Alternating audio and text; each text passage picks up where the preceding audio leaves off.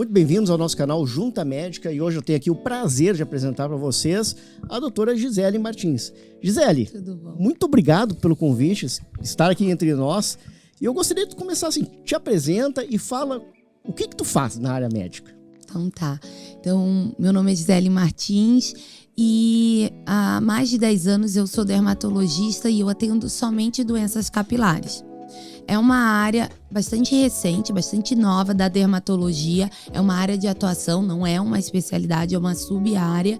E a gente acaba trabalhando qualquer doença envolvendo o couro cabeludo, né? Desde doenças do couro cabeludo até do fio, da qualidade do fio. Então é uma área bem ampla, mas pega uma pequena área da dermatologia que é bem extensa, né? Que é bem extensa. A dermatologia pega toda a superfície corporal, digamos assim. Então, tem muita coisa dentro da área do cabelo, porém, é uma pequena área da dermatologia, considerando o nosso campo. Mas sendo uma pequena área, é um outro mundo, né? É completamente diferente, né? Eu brinco assim com os pacientes. Eu sou dermato de cabelo, né? Não me pergunta muita coisa que eu só tô fazendo cabelo. E tu trabalha só com cabelo há quanto tempo?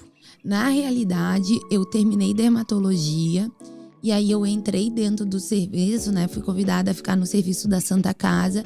E aí, basicamente, eu atendi dermatologia só uns 2 meses até engrenar o ambulatório de cabelo, que foi... A gente montou entre 2009 e 2010, que foi o primeiro ambulatório de cabelo do estado do Rio Grande do Sul. E realmente era um ambulatório bem novo e também no Brasil havia poucos, né? Mas São Paulo e Rio de Janeiro começando mesmo. Então eu confesso que eu só atendi cabelo de verdade, assim, dermatologia mesmo foi durante a residência. Só durante a residência. Lá na Santa Casa, tu é preceptora? Exatamente. Na verdade, eu fiquei até dezembro de 2019. Então, eu montei o ambulatório entre 2009 e 2010. Fiquei como responsável até 2017, como responsável desse ambulatório. E aí, eu continuei trabalhando lá como preceptora da residência de dermatologia nessa área, mas não mais na chefia do ambulatório, porque eu apliquei como pesquisadora da Universidade de Miami.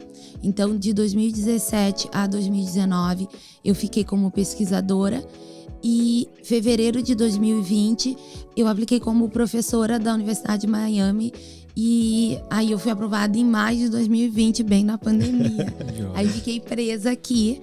Aí eu sou professora voluntária, assistente lá, é um termo que eles dão para professores estrangeiros e que eles têm interesse que fique no serviço, né? Então pode ter uma dedicação exclusiva ou ficar indo e vindo, que esse é o meu caso, né? Eu optei por continuar trabalhando. Então hoje eu só estou no meu consultório e como professora assistente, né, lá na Universidade de Miami. Porém, eu sou cedida, né? Não trabalho mais com a Santa Casa, mas ainda tenho um vínculo emocional e lido com meus colegas. O Leandro, que ficou lá, foi meu ex-residente, então a gente tem todo um carinho e quer que esse ambulatório vingue, continue funcionando. Joia. Me permite fazer uma interrupção, Gisele? Só para lembrar pro pessoal que o teu nome é Renato Cassol, que tu é médico fitologista, aparentemente não se apresentou, tá? Meu nome é Davi Guzmão, sou médico ortopedista. Outra vez. Sim, mas é que as pessoas não começam no vídeo que tu deseja, entendeu? Elas começam no vídeo que elas querem. É verdade, tá? Então tá. Só vão conhecer a mim. Exatamente. Gisele, aproveitando, eu queria te perguntar assim, poxa, a parte de cabelo eu vejo que é uma parte assim extremamente importante pro público feminino, né? É uma parte que quando a mulher começa a perder cabelo, elas começam a arrancar os cabelos. Não arrancam mais, mas seguram. De apavoradas, né? E eu queria saber assim, o que te levou a focar nessa área especificamente, numa área tão específica? Eu imagino que é uma área de um grau de dificuldade também maior que o usual, porque tem tantos fatores que afetam a queda capilar, né? O que te atraiu para esse ramo?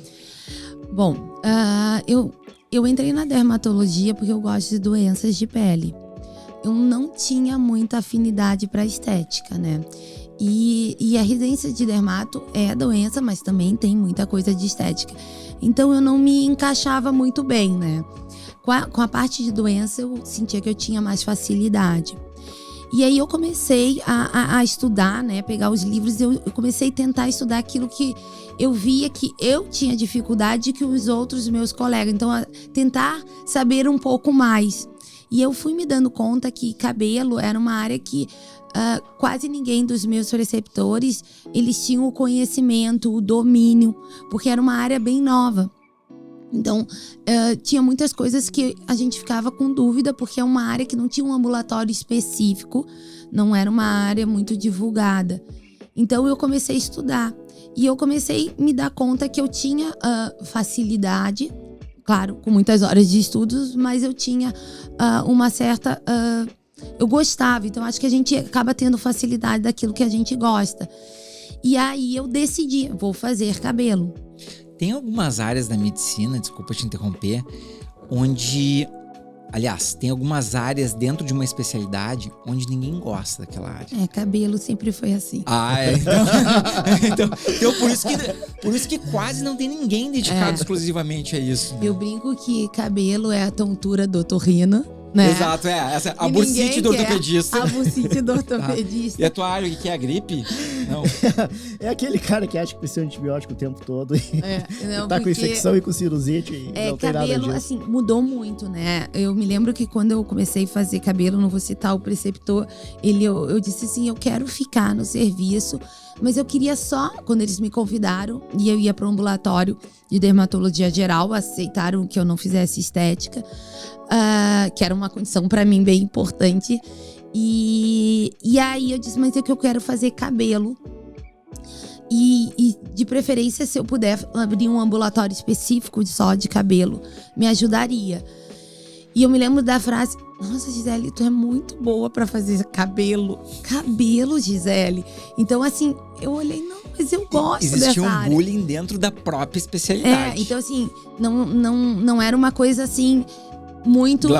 glamurosa e científica. Hoje é o inverso, né? Eu acho que é a área da dermatologia que mais cresceu, uma das que mais tem investimento. O interesse do residente é bem completamente diferente do que a gente via. É uma área bem interessante. O que eu sinto de percepção, tanto no residente daqui, o que eu vejo lá, é que como tem várias áreas da dermatologia e quem entra na dermato gosta, é difícil ainda. Eles gostam de passar em cabelo, mas então vai fazer só cabelo? Não, eu vou fazer isso, vou fazer aquilo. É difícil que alguém se dedique exclusivamente. Então, eu confesso que pouquíssimas, assim, pessoas que passaram comigo optaram, assim, eu acho que eu não vou encher uma mão. E desses 5 que se dedicaram, ainda fazem dermato geral, assim, que só, né, fazem. Eu acho que não deve ter, olha, 5 pessoas no Brasil, acho que teria 5 que ver. 5 no Brasil, impressionante. Eu conheço isso, eu acho. Eu sei que os pacientes, às vezes, eles ficam estressados, assim, né, nossa, é um médico só de cabelo, um médico só de quadril. Mas, por um lado, quando tu fica específico dentro de uma área, te permite um grau de profundidade muito maior naquilo, né? Um foco muito maior, onde tu consegue desenvolver todo um campo de uma maneira muito mais profunda, né? Eu defendo que quem atende cabelo deveria atender só cabelo. Eu conheço gente boa que tem conhecimento bom em cabelo, que ainda tem dificuldade de, né, largar as outras áreas da dermatologia. Um dos motivos que eu vejo que é uma consulta mais demorada. Dermato de pele, a gente olha, tu tem que treinar o teu olhar quanto mais tu estuda e mais vê casos, melhor fica. Mas tu olha e tu sabe. Cabelo, tu tem que questionar muito, tu tem que ver toda a história do paciente do passado, toda a exposição medicamentosa. É muita coisa que influencia e não necessariamente um fator. Então, às vezes, quando tu acha na dermato, ok, é isso, mas em cabelo não. Então ele pode ser o fator, mas outras coisas podem se associar e piorar. E aí eu acho que tem que gostar um pouco de ser detetive cabelo e ter uma ideia do quão tudo tá interligado, né? E aí eu acho que isso é uma consulta muito demorada. Então, pelo menos 1 hora tu fica com o paciente. E a consulta de dermato é a consulta mais rápida. E tu não consegue fazer uma consulta tão bem em cabelo e conseguir tratar pele, tratar estética, porque aí tu vai ficar 5 horas. Esse é um fator que acaba que é uma porta de entrada que limita, assim, né, essa necessidade. Tu não consegue evoluir o ambulatório. Então, se tu quiser fazer tudo e fazer bem feito, né, as outras áreas tu consegue fazer rápido, porque é de olhar. Agora, cabelo, tu vai perder muitas horas investigando o paciente. E nesses anos aí, esses últimos 2 anos, digamos assim, atípicos, né? O que foi a causa mais comum que tu enfrentou no consultório em relacionado a queixas relacionadas ao cabelo? Não tô nem dizendo em relação à queda, mas eventualmente... Vamos lá. Eu trabalho muito, mas eu acho que foi o ano que eu mais trabalhei, os 2 últimos anos. Porque acredita que 25, o Cassol vai nos explicar melhor, de Covid, né? Eu tive tudo que possa imaginar, mas Covid por si só cai cabelo. A gente não viu no início, mas de junho e julho, quando começou a aparecer de verdade pra gente, foi uma explosão. E eu digo que é uma queda tão intensa que assusta um pouco menos que uma quimioterapia. Mas depois da quimio, pra mim, eu acho que a queda do Covid, ela tá... Olha, um pouquinho abaixo de tão intensa que é a queda de Covid. Em termos, quando fala intensidade, em termos de volume ou de velocidade? Das duas coisas. As duas coisas. Ela é uma queda, assim, que pode ser desde leve até vultuosa. A pessoa em poucas semanas perdeu 80% do cabelo. Nossa. E é uma queixa de perda capilar de 25% dos pacientes. Imagina, arredonda quase 1/3 do... Um número de todo grande, mundo. né? Assim, de cada 3 ou 4 pessoas que tiveram Covid, muita gente teve Covid, vai ter queixa de perda de cabelo. E não é Covid, a gente tem artigos que não correlaciona com a gravidade da doença. Então, tu pode ter um Covid assintomático e uma queda extremamente vultuosa e o Covid grave não ser tanto. Ou ao contrário, ser. Então, imagina, não sei quantos brasileiros já tiveram Covid, né? Um número total, mas pensar que 25%, 1/4, teve algum grau de queda, é desesperador. E também a questão do estresse, né? Porque o estresse por si só, ele faz cair e ele influencia praticamente todas as doenças de cabelo. Então, muitas doenças autoimunes aumentaram, autoimunes cicatriciais. Então, o estresse por si só, o estresse ativando outras doenças e o próprio Covid, né? E até o estresse por estar em pandemia, Pela né? pandemia em si, né? Claro. Pela pandemia. Então, Por estar em lockdown, com o seu comércio fechado, enfim, com diversas coisas. Isso aumentou o nível de estresse enormemente. Eu acho que foi recorde em separações no Brasil também. Então, assim, foi uma coisa muito... Aumento de suicídio, até aumento que de deve ter conversado suicídio. com o Pedro, né? Excesso de uso de drogas nos Estados Unidos bateu o recorde de intoxicação por opioide nesse ano que passou. Então, é uma série de fatores que levou no limite o ser humano devido ao próprio vírus, né? E a circunstância que nós nos encontramos, né? A gente sente que as pessoas têm muito medo, né? Então, mesmo os que não pegaram Covid e que ficaram em isolamento e aquele medo de sair, isso começa a desencadear a doença, né? Então, ela por si só, né? O eflúvio telógeno é um subtipo de queda de cabelo, que é uma queda quantitativa. As pessoas podem perder 20% até 30% do cabelo, então não é pouca coisa. E o estresse poderia sozinho desencadear. Então isso a gente viu muito mesmo esse ano. E depois a questão das doenças em si, do estresse, piorando casos que a gente tinha no ano de 2019 estabilizado. E aí a pessoa entrou no estresse e entrou nesse ciclo vicioso de ativação da doença. É incrível como a área médica, ela tende a banalizar o estresse, né? Achando que, por exemplo, a parte emocional está completamente separada da parte física. E tem algumas áreas que a gente observa essa correlação muito próxima, né? Eu brinco que esse ano a gente conseguiu ver o quanto que o estresse pesa nas doenças de cabelo. Porque a gente sempre soube. Só que esse ano de 2020 e 2021, aquilo ficou escancarado, entendeu? É uma coisa assim, o paciente, tô estressado, doutora. Eu tenho noção, o paciente tem noção que aquilo foi um gatilho, né? E antes o paciente, não, mas eu tô sempre estressado, não é um motivo específico. Hoje a gente já vê o paciente se dando conta do quanto que isso pesou. E pode ser um estresse agudo, perdi alguém, né?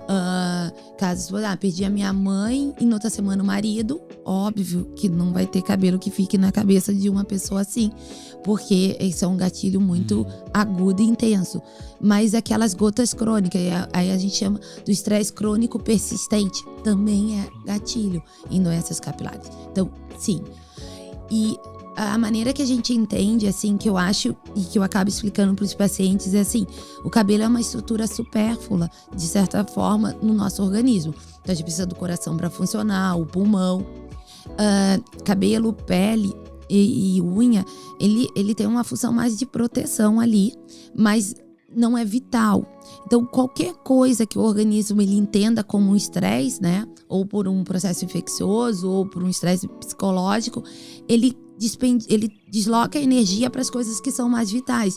Então ele é muito básico, primário, o organismo. Então, se você tá numa guerra do Irã-Iraque, tá vivendo Covid ou brigou com o marido, é estresse. Então o organismo, para que eu vou despendiar extrema energia para produzir uma estrutura dessa? Então ele entende que ele tem que diminuir a proporção de energia despendida. Só que se fosse só parar de crescer, seria uma coisa. Só que ele entende que quando ele para o crescimento, ele desloca, ele esvazia o folículo. Por isso que cai. Então ele diminui. Então eu consigo energia para produzir não mais 100%, só 70%. Então os 30%, ao invés de ficar parando de crescer, ele é descolado. Eu quando eu comecei a estudar cabelo, eu me lembro que tinha um preceptor num dos fellows que eu fiz, que eu perguntei, mas isso é um pouco injusto, né? A natureza não foi tão sábia. Aí ele, imagina se parasse de crescer, o resto da cabeça ia estar uns comprido, outro curto, Gisele. Não tem nada a ver, a natureza é sábia, tu que não se deu conta. Mas é que nem folhas no outono, né? Eu digo, não tem como, né? Eu digo, mas se tu perguntar pra qualquer mulher, a gente preferia um curto e um comprido do que sem, né? Então, mas o organismo, ele entende que a fase de repouso é a fase que ele tem que descolar aquele fio, né? Interessante, porque eu não imaginaria que fosse uma energia tão grande dispensada que valesse a pena para o organismo fazer essa escolha, né? Mas quando tu estuda o ciclo capilar, tu vê quanto que é um gasto energético alto de produção do cabelo. E ele é tão trabalhoso que o ciclo capilar é extremamente lento. A gente tem um crescimento de 1 centímetro ao mês. Então o cabelo, mais ou menos no homem, leva uns 2, 3 anos. E o cabelo, a gente quando nasce, a gente nasce com aquela característica genética.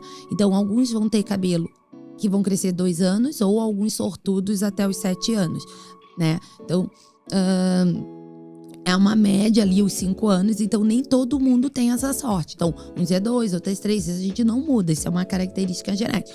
Meu cabelo nunca passou o ombro, então ele é um ciclo curto de crescimento. E ele vai chegar naquele 2 ou 3 anos e ele vai se descolar para vir um outro, né? Então, isso é uma coisa. Então, é tão trabalhoso esse ciclo, essa formação, porque acaba sendo lento, entendeu? E despende muita energia. Então, qualquer desequilíbrio do organismo, paciente que a gente até tem o Covid, o que a gente via, paciente UTI. Então, basicamente, eles começam a perder cabelo. E desculpa te interromper de novo, mas aí a pessoa tem a perda, digamos assim, do fio inteiro, desde o folículo, ou acontece antes algum processo que o cabelo fique mais fino, ou isso acontece depois? Boa pergunta. Então, qualquer evento que seja um trauma, né, físico, químico, né, emocional, ele vai interromper, pode, né, considerando um mecanismo, mas o mais comum, interromper a fase de crescimento. Então ele interrompe e aí ele descola. Essa fase de crescimento se chama anágeno.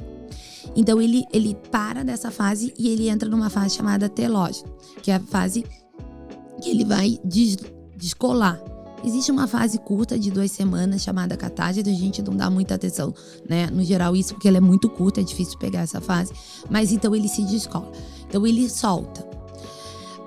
Afinamento não. Afinamento é doença genética. Então, a gente pode ter a sensação que tá afinando quando a gente diminui a massa total de fio. Às vezes o paciente, nossa, meu cabelo tá afinando. Eu olho, ele não afinou. Quando o bebê nasce, ele nasce. Ó, o cabelo vai ser liso, crespo, castanho, loiro ou preto. Ou tanto tempo vai durar o fio. Então, a gente nasce com aquela carga genética e a gente vai ter isso ao longo da vida. Mas existe doença geneticamente determinada. Então, uma das mais comuns é a alopecia androgenética masculina, que é a calvície. E aí sim, por um erro de programação, ele começa a formar mais fino. Mas nesse caso, ele não tem um descolamento. O fio vem, dura o que tem, e o próximo vem mais magrinho. E mais fino. Então, o paciente ele tem noção que tá ficando ralo, mas ele não reclama do shedding, do descolamento. Né? Então, essas doenças em geral têm uma progressão mais lenta. Quando tem o descolamento, é uma progressão. Isso assusta o paciente, porque ele pode perder lá 20%, 30%, 40%. Né? Tem um caso que o paciente perde todo o cabelo em 2 meses. Uma paciente que eu atendi hoje, entendeu? Nossa. Então, a pessoa tem o cabelão, 2 meses, perdeu todo. Então, isso é muito abrupto. Então, óbvio que teve um descolamento. Pode ser por infecção, paciente de UTI, né? Nesse caso, especificamente o paciente que não se alimenta, ele tem essa coisa de diminuição da massa capilar e ele pode ter uma perda de brilho também. Né? O diâmetro se mantém, mas ele fica opaco, sem vida. Em geral, o evento, na grande maioria das vezes, ocorre próximo de 3 meses depois do gatilho. Então, tive, dengue, 3 meses depois tive queda. Só que a gente via na área, isso é o que a literatura, a grande maioria mostrava. Quando a gente começou a atender cabelo mais, então assim, começou a se formar médicos que veem cabelo, tu começa a ver de outra forma, tu começa a ver coisas que não tá muito na literatura. E aí uma pessoa comenta, o outro comenta, não pode ser que todo mundo esteja maluco. Aí tu começa a falar com outro colega, aqui também tá acontecendo isso. Então a gente vê que não é bem isso, então tem gatilhos que ocorrem 2, 3 dias depois da queda e que a gente achava pouco provável. E o Covid, ele provou isso. Então, a queda do Covid, ela pode ocorrer de 2 semanas até 6, 7 meses depois do evento e ser ainda do Covid. E diferenciando outros padrões de eflúvios, que são quedas quantitativas, a queda do Covid é extremamente inflamatória.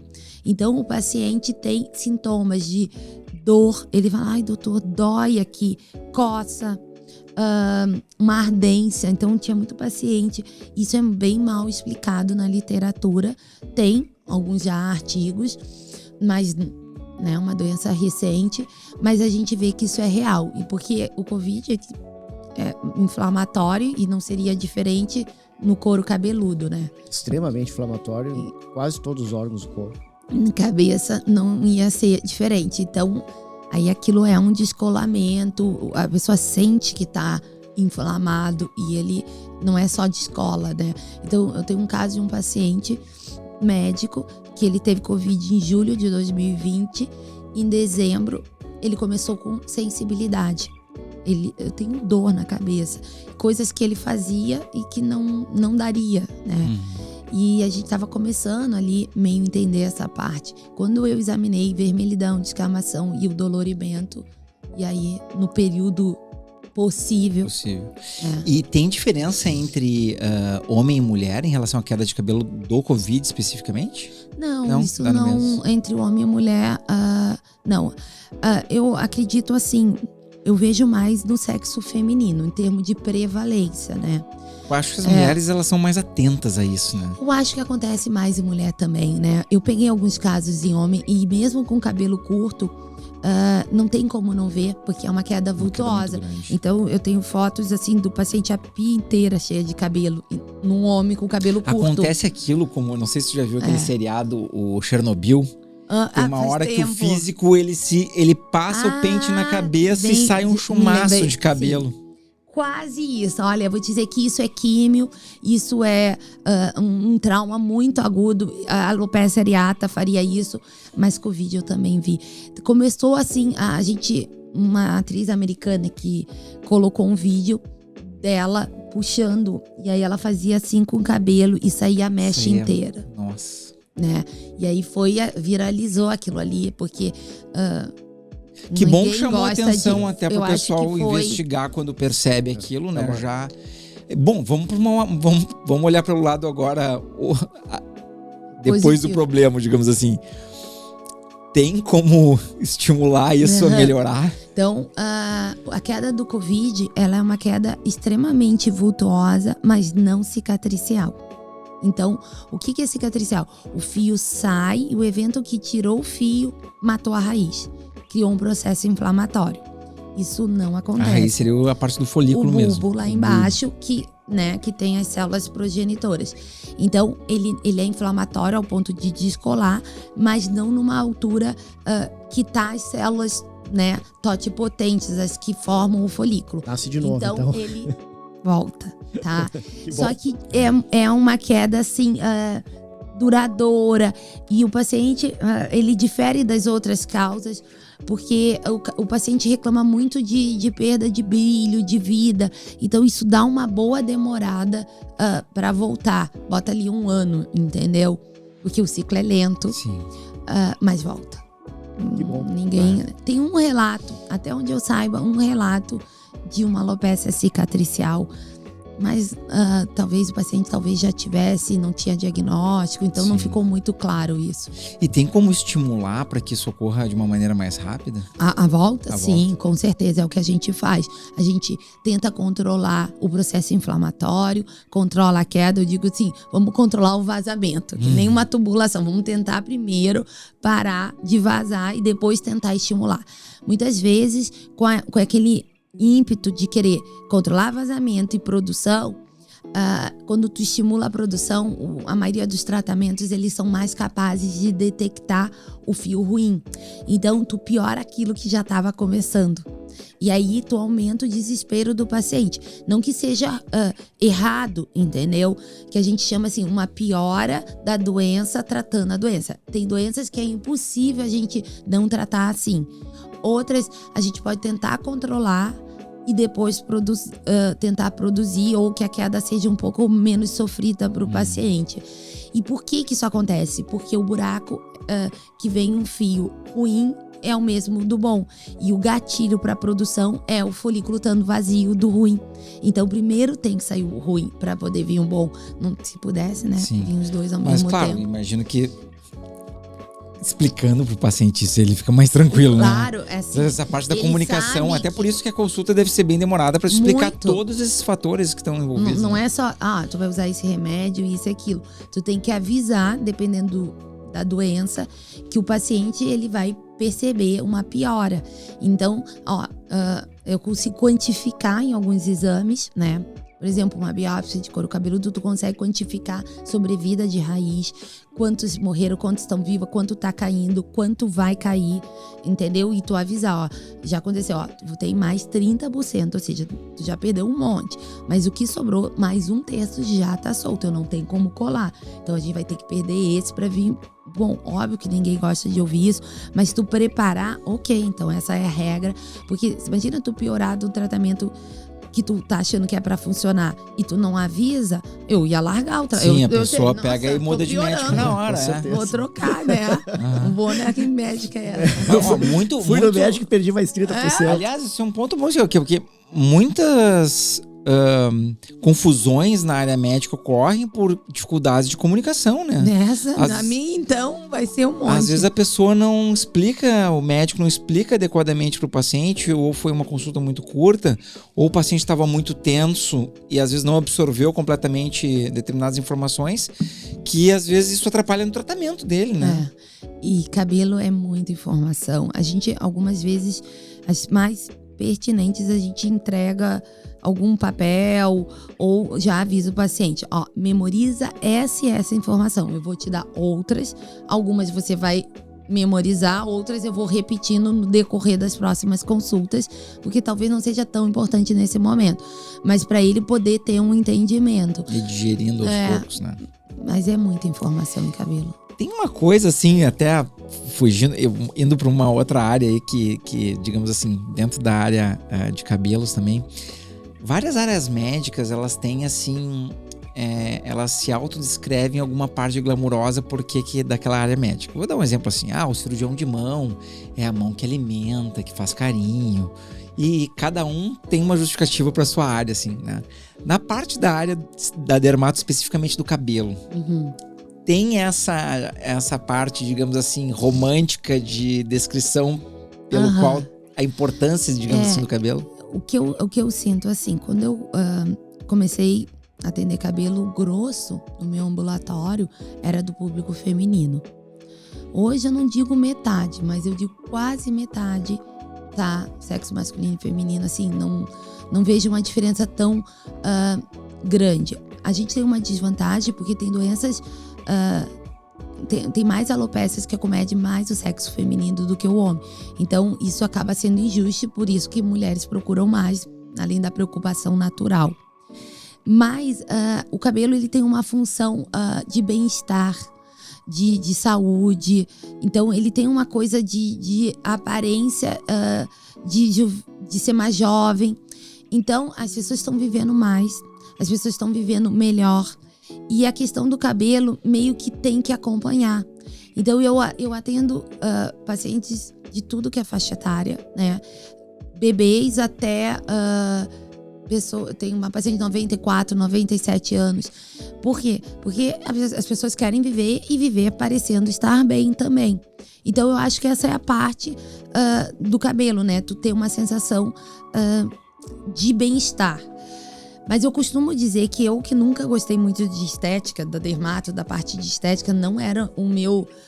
Eu via que não era a minha área, e eu fui para uma área que envolve estética. Só que, diferente da estética tradicional, então como é que eu defendo a área do cabelo em relação à dermatologia estética? Por que eu acho que é uma área independente? Que a estética, tu pega uma pessoa saudável, né? Ela não tem nenhuma comorbidade, e aí ela vai fazer um botox, ela vai fazer um preenchimento. Então tu parte do princípio que a pessoa já tá bem, então tu tá fazendo uma coisa para melhorar um aspecto puramente estético. E às vezes muito de uma opinião própria da pessoa, que ela não gosta daquilo. Que ela não gosta e que para outro não seria um problema. Então o profissional dessa área, ele tem que entender, e tem a sua importância, né? E tem que ter um treinamento e a pessoa ter facilidade para isso. Cabelo envolve estética, mas tem uma doença por base, entendeu? Então eu acho que tu precisa de um diagnóstico. E aí eu acho que tu tem que ser, não porque eu faço cabelo, né? Mas eu acho que a pessoa tem que ser um bom médico antes de tudo. E eu acho que aí uma boa formação, uma boa faculdade, eu fiz clínica médica, eu acho que ter uma base de doença faz tu acertar mais, entendeu? E nisso tu descobre patologias que o paciente nem sabia que tinha. Entendeu? Sim, e hipotireoidismo tá ligado, por exemplo, a cabelo fino, né? Ou, por exemplo, vou dar um exemplo. Lembra os que a gente recém viu? Uma paciente minha que tem dermatomiosite.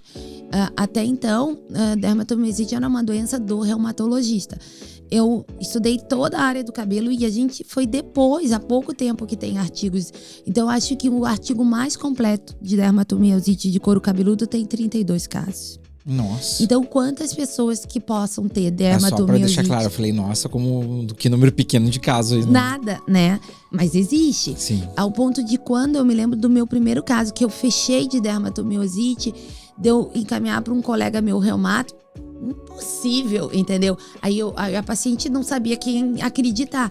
Aí eu conversei, tive que mostrar artigo de cabelo, porque não era artigo reumatológico mesmo, e que exige dermatomiosite couro cabeludo sem que o paciente tenha dermatomiosite poliomiosite sistêmica, ou seja, ele não precisa ter, ele pode, por isso que eu encaminhei para saber se tinha, mas poderia ser uma doença que só eu deveria tratar. E aí, tem uma ótima relação agora com esse colega, porque um aprende com a área do outro, mas isso é doença, entendeu? E eu acho que isso é o trabalho do detetive e do médico de cabelo. Perfeito. Tu falaste que tu tá com cada vez mais homens no consultório, né? Aumentou. Por que o homem perde mais cabelo? Na verdade, assim, ó, o que acontece? A alopécia mais frequente, a doença de cabelo mais comum em homem é a alopécia androgenética. Ela é muito mais prevalente no homem, a alopécia androgenética masculina, do que da feminina. Uma relação, é a relação da idade. 70% dos homens aos 70 anos são calvos. 60% dos homens aos 60 anos. É mais ou menos essa regra. Diferente de uma mulher, né? Então, bota lá 40, mais ou menos, né? 60%, para mulher 60 anos é 40% são. Então, é uma proporção menor, que eu já acho bem prevalente, né? Não, então, o do homem é muito mais. Então, a alopecia androgenética masculina, por si só, é mais comum. Chega, quando tu passa os 50 anos, é mais comum um homem ser calvo do que ser sem doença capilar. Então, a gente associa isso com envelhecimento. Porque, então, a maioria dos homens mais velhos tem calvície, isso é envelhecimento. Então, os pacientes querem tratar uma coisa de envelhecimento. E eu digo, não, isso é uma doença de cabelo extremamente prevalente. Se fosse da idade, eu gosto de correlacionar com ruga. Não tem ninguém com 70, 80 anos que não tem ruga. Tu pode querer tratar, mas a pessoa vai ter. Então, isso envelhecimento pegaria 100%. Apesar de ser prevalente, não pega. Tem lá os 30% dos 70 anos problema. Que não tem. Né? Então, sim, ela é muito comum, extremamente. Por quê? Né? Aí entramos na parte genética, que é uma doença poligênica, né? E que a gente isolou o gene de origem materna. Então, por exemplo, se eu, mulher, tenho o meu pai calvo, o meu filho, homem, vai ser calvo. Pode começar mais cedo, mais tarde, mas mais cedo ou mais tarde. Teu pai, o Paulo Renato... Não, teu avô? É? O quê? Então já tem um paciente novo. Não, Gisele! Já faz o pix aí, Renato. Ainda bem. Eu acredito nisso. Tem tratamento? Cedo. Tem, não. Opa. Já tô te olhando com outros olhos. Então, assim, mais cedo ou mais tarde, venha mais cedo, por favor, facilita meu trabalho. Entendi o recado. Entendeu o recado. E isso não exclui se ele não for. Então, por exemplo, se meu pai não é calvo, mas eu casei com alguém calvo, ou, sei lá, tenho irmãos, ou seja, a gente não sabe o quanto que isso pesa ou não, porque a gente não sabe como é transmitido. Isso não exclui, né? Então, às vezes o vô materno não é, e o filho vai ser, porque tem outras influências. Mas essa já basta, né? E uma curiosidade, assim, né? A gente, dentro da dentro da própria área médica e dentro de áreas correlatas, existem às vezes alguns conflitos, tá? Então na tua área, assim, eu já fico pensando 2 tipos de conflitos, que eu tenho curiosidade de saber como é que funciona, tá? Um dos conflitos seria com cabeleireiros, por exemplo. Imagino que tipo de conflito existe em relação, eu não sei se isso pode existir em relação a produtos, em relação a como que melhora o cabelo da pessoa. Como é que é essa relação, assim? Bom, então, assim, o que acontece, a questão, como envolve, então, as doenças de cabelo... Por sinal, até, desculpa te interromper, né?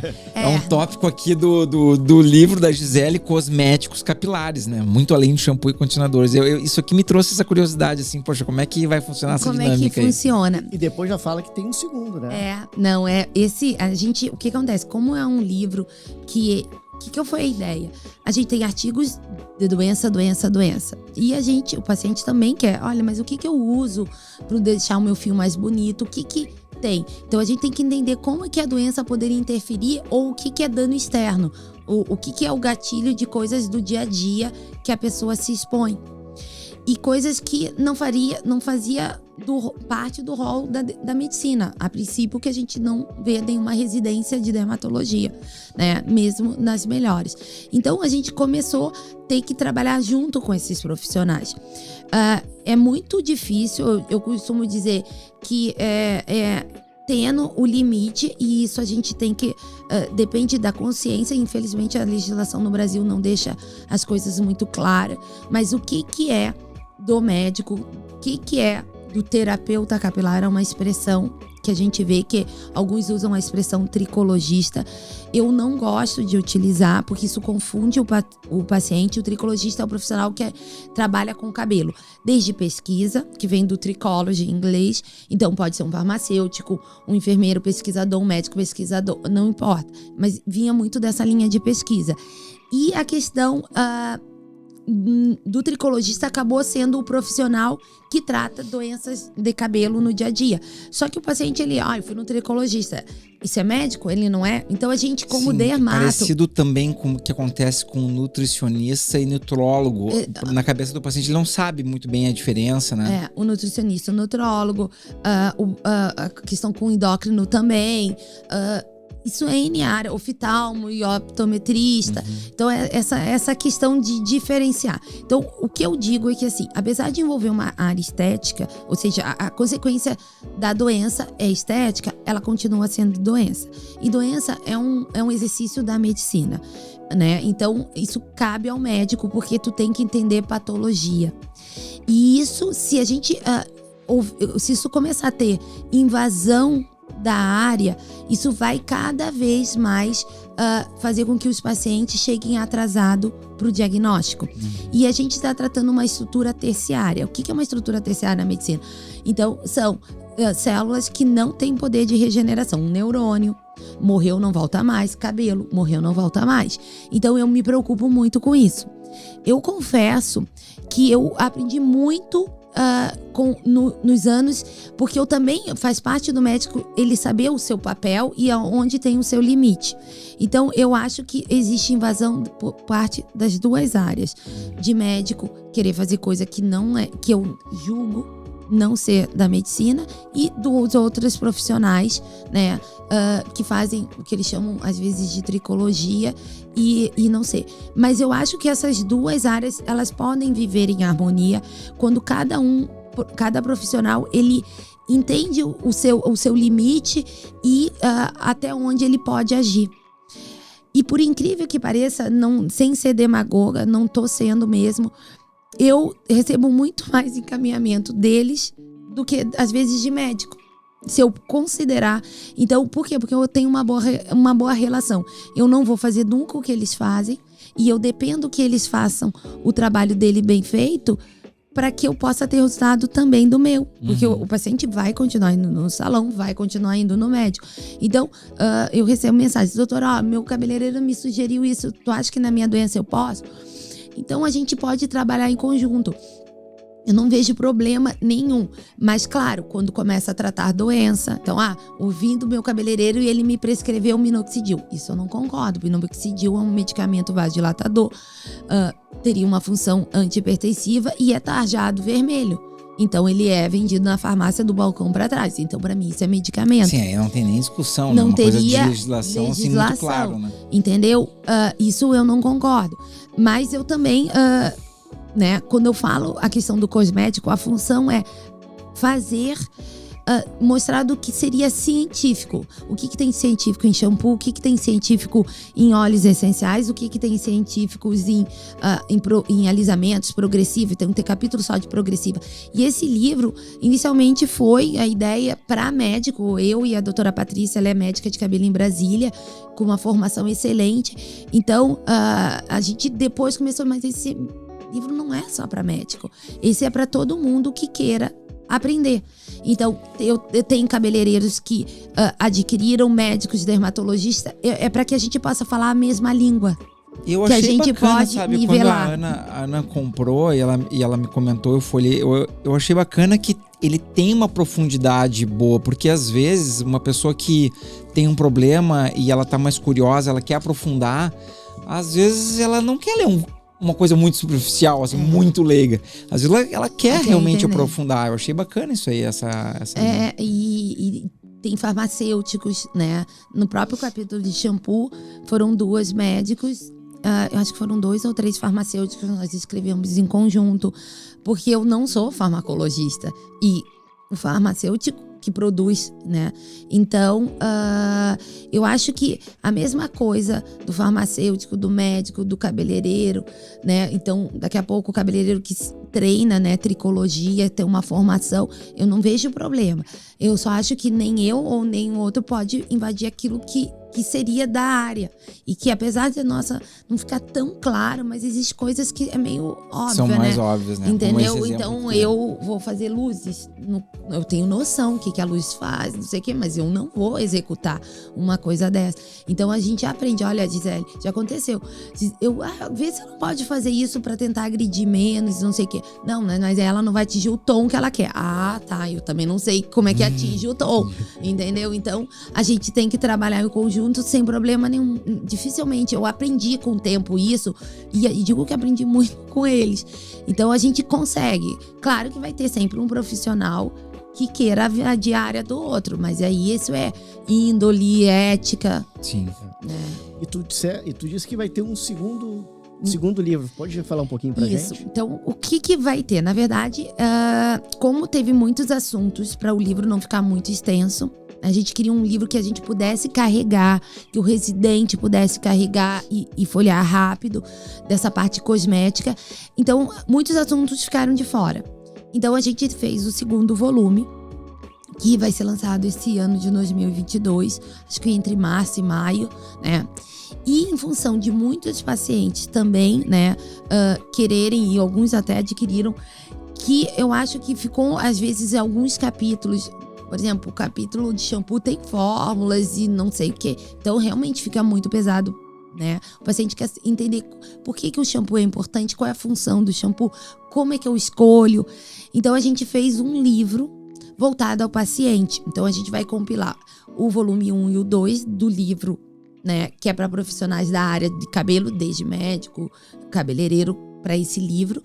E a gente vai fazer, né, tá compilando, pegando todos os capítulos e fazendo uma linguagem voltada para uma linha mais prática, para o paciente entender o que o shampoo faz. Porque, não sei se vocês fazem, mas eu me lembro muito do meu pai, às vezes, passar sabonete no cabelo.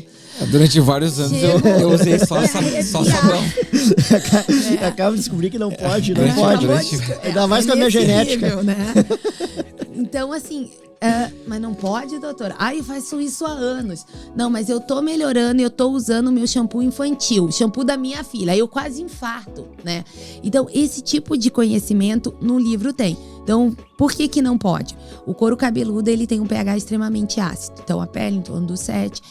E o pH entre fio e cabelo, eles variam entre 3 a 5. 3 e pouco um, 5 outro. Então, a gente tem um pH ácido. O que é um sabonete? Sabonete é o pH alcalino, vai para 9. Então, tá misturando uma coisa extremamente alcalina num ambiente ácido. Isso tem um poder de irritação. Então, aumenta ressecamento, frizz no fio, pode aumentar vermelhidão, descamação. Então, porque é que nem soda cáustica e vinagre, não vai combinar. Soda cáustica, sabão, né? Então não combina. E o shampoo de criança? Por que isso é uma coisa que é um folclore? Vou usar uma coisa mais suave, que vai, né, já tô tendo queda ou tô tendo irritação, vou tentar usar um shampoo infantil. Eu confesso que se eu não fosse médica de cabelo, eu teria o mesmo raciocínio. Mas, o que o pH de criança, o shampoo faz? Ele é 7. A função é para não arder. Então, quando lavar, ele não vai arder os olhos de uma criança. Porque a criança não vai obedecer. Como o ciclo do cabelo da criança, ele tá numa fase de crescimento, é altamente rápido, não dá tempo de danificar, porque o turnover daquela célula tá a 1000. Grande. Mas no adulto, não. Então, tu faz exatamente o que iria acontecer lavando, né, um pouco menos, mais próximo de um sabão. Então, também não adianta. A ideia seria, tipo um desses, tu quer suavizar, de criança, mais voltado para adulto, com pH ajustado, um pH mais ácido. Então, essas coisas, os livros são importantes. Então, voltar. Então, por que está escrito? A gente está numa pressão de que a indústria coloque cada vez mais o pH. Mesma coisa do protetor solar. Antigamente era protetor, hoje a gente tem FPS 30, FPS 50, porque a gente vê a importância disso. A mesma coisa a importância. A gente gostaria que as embalagens de shampoos nos dessem mais informação. Como existe pouco médico de cabelo, isso é um trabalho de formiguinha que a gente, durante o tempo, eu fui do departamento de cabelo da SBD, né? Acho que até o ano passado, agora passa tão rápido a pandemia. Então a gente tava, né? A gente tenta com que isso, né? Hoje a gente já tem uns pH 5, né? O pH do couro cabeludo, ele dá alguns indícios. Então, para que nos forneça mais informação. Entendi. Olha só, Gisele, teve uma época, assim, que eu vi uma onda de pessoas falando sobre isso. Não sei se chamou a tua atenção. De algumas mulheres ou homens mesmo decidirem assim que não iam lavar mais o cabelo com nenhum tipo de produto, com o argumento de que, poxa, na natureza os animais não lavam e não é uma coisa diretamente presente que tenha sido sempre.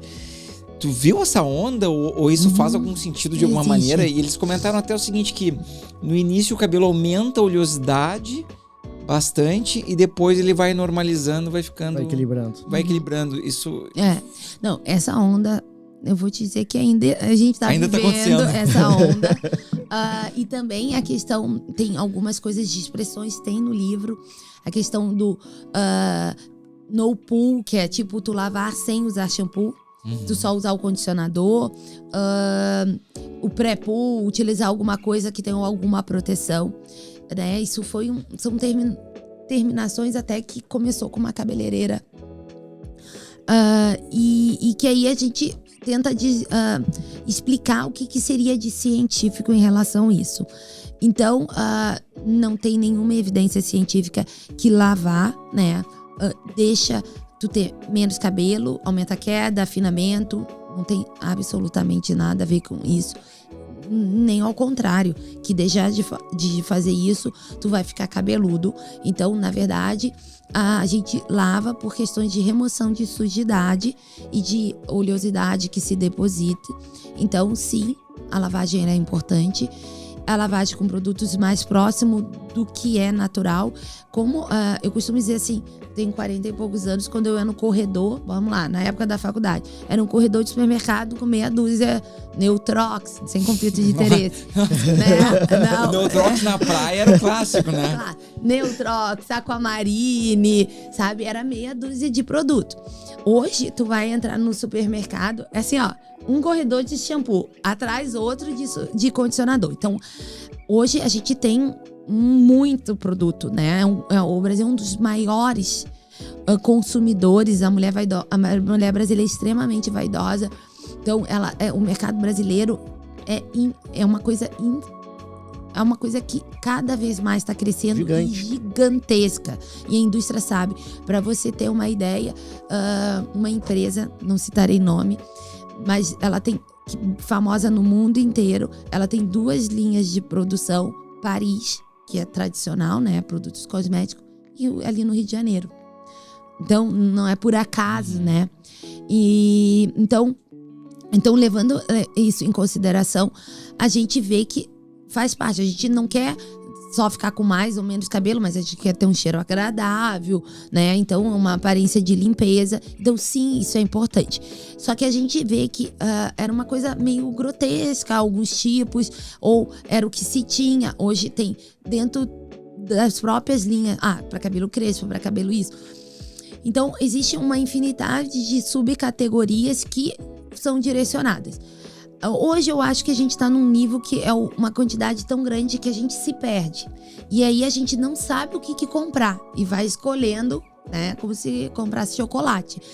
Então isso também é ruim, né? E aí é a necessidade da informação do rótulo. Isso é uma coisa que a gente tem que, né, a Sociedade Brasileira de Dermato, Anvisa, fornecer mais informações e não deixar de utilizar.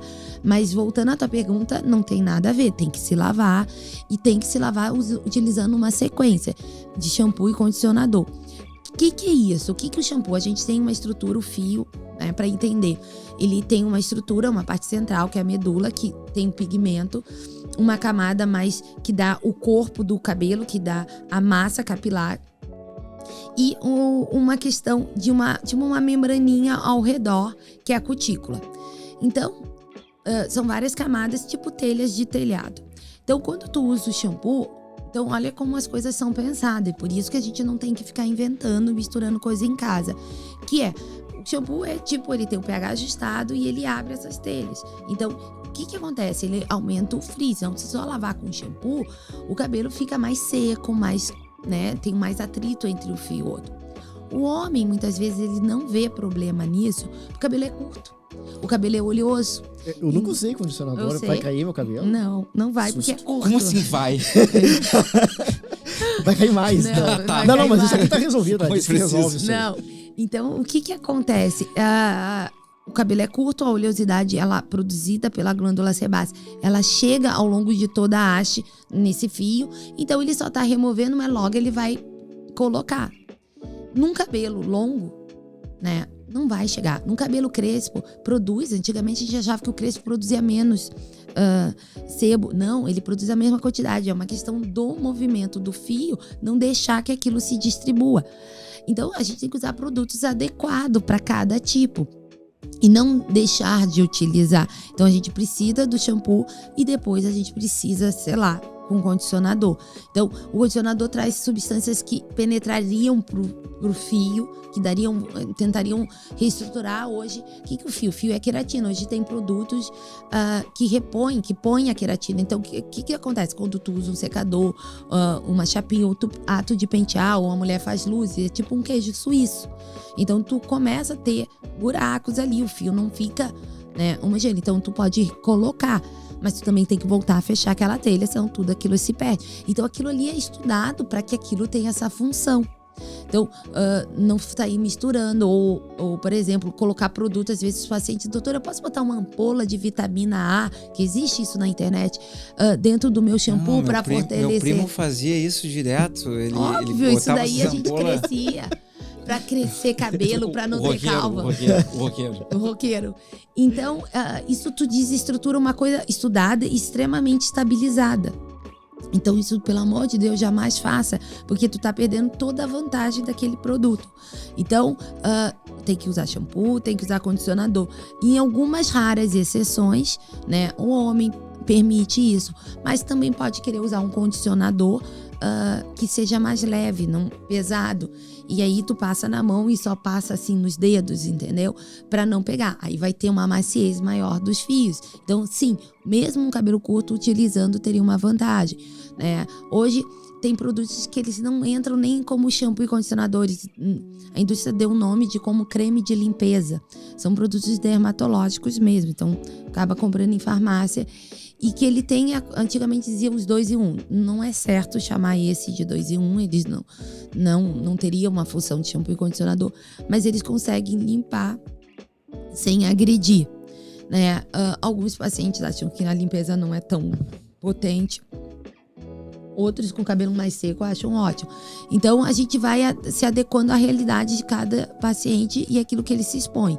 Mas shampoo é shampoo, condicionador continua sendo condicionador e um é usado atrás do outro. Boa, não, eu acho que muito homem não tem... Bom, eu cortava o cabelo sempre máquina 4, nunca usei, eu usava o que tinha lá do banheiro em cima, sobrando. Tu usava o shampoo das crianças, né? O que tivesse ali, eu usava. E se não tivesse, usava o sabonete.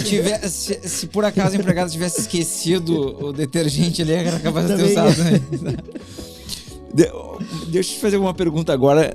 Bom, eu te perguntei sobre a questão de conflitos e potenciais, né? A parte fora da medicina, assim, com os cabeleireiros. E agora, dentro da medicina, uma curiosidade que eu tenho. Tenho notado bastante esses procedimentos de transplante capilares, né? E como é que é a tua visão nisso? É uma coisa que realmente tá num crescimento... Olhando de fora... Me parece que tem funcionado melhor do que antigamente, né? E sobre as técnicas também, eu ia perguntar. Um interesse pessoal. Deixa vamos falar sobre isso. Como eu montei ali o ambulatório na época, então eu tinha bastante dificuldade quando chegava. Quer um cafezinho, alguma coisa? Não, pra mim tá tranquilo. Tá bem também? Tô bem, tá meio deprimido. Vai melhorar agora. Vai ter luz no fim do túnel. A gente entrou nesse assunto pra tu melhorar, pô. O que acontece? Quando eu comecei a fazer o ambulatório, então eu vi que o transplante, tá? Ele é uma área da área do cabelo muito importante. Ele não substitui nunca o tratamento, ele não trata a doença de base, mas ele tem uma função de cobrir aquela área que não conseguiu por falta do folículo, da existência do folículo. Então, sim, ele tem sua importância. Então, em 2015, eu comecei a implantar cabelo, fiz todo um treinamento, fui para os Estados Unidos, treinei com um médico de Belo Horizonte, o Dr. Regis, que é excelente, e a gente começou a implantar. Obviamente que quando eu fui para os Estados Unidos, a gente montou o primeiro ambulatório específico de implante ali da Santa Casa, e a gente conseguiu conciliar, e havia a doutora Fernanda, que era uma cirurgiã plástica. Então era eu e a doutora Fernanda, então era um ambulatório que realmente tinha uma vantagem, porque normalmente ou é um plástico, a Sociedade de Restauração é um plástico, ou é um cirurgião dermatológico. E é uma coisa que no meu entendimento, quanto mais uso duas áreas, melhor o ganho para o paciente. Então, a ideia era isso. O grande problema é que realmente aí eu fui fazer pesquisa nos Estados Unidos e aí tu opera e na outra semana tu tá fora, não tem como. E aí eu acabei declinando, e como eu conheço alguns cirurgiões que operam muito bem, e cabelo, tratar a doença era menos médicos, eu achei que eu iria fazer mais falta nessa área, então optei por isso. Então o implante, o primeiro raciocínio é uma coisa importante, mas ele é a via final do paciente que não conseguiu obter o resultado com o tratamento. Tem mais uma tendência de serem cirurgiões plásticos ou mais tendência de serem dermatos? Muito mais plástico, mas aumentando cada vez mais dermato. Tá? Por quê? Porque a cirurgia de restauração capilar é uma cirurgia que pode levar 8 a 12 horas, cada cirurgia. É uma cirurgia bastante cara, deve ser né? Muito demandante também pro médico. Pro médico, é uma cirurgia cara, custo alto, cara pro médico, pro paciente. Demorada, um pós de 1 ano, entendeu? Então, a pessoa tem que gostar mesmo de fazer. Então, tu conseguir um cirurgião plástico que pode operar estética, silicone, né? Querer fazer só cabelo, é muito difícil. Sim, no tempo de 8 horas de uma Ele cirurgia faz 3 capilar, mamas. exatamente. E aí, não é difícil convencer. Não, o trabalho físico de ficar concentrado. O fio a fio. Pô. Então, assim, é um trabalho manual. E aí, então, realmente, tem plásticos que se dedicam, conheço, que vivem só disso, mas eu acho que quem tem que fazer só isso. Tem que se dedicar, porque é uma área muito específica.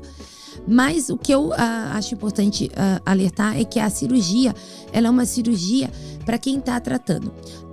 O paciente, como é a calvície, que é a cirurgia, a doença que mais é implantada, masculina, está aumentando cada vez mulher, mas o grosso é a calvície masculina. O homem tem essa ideia muito imediatista. Não tem paciência para passar isso não, Gisele. Não tem não sei o quê, entendeu? Então ele quer um resultado uma solução imediato. mágica.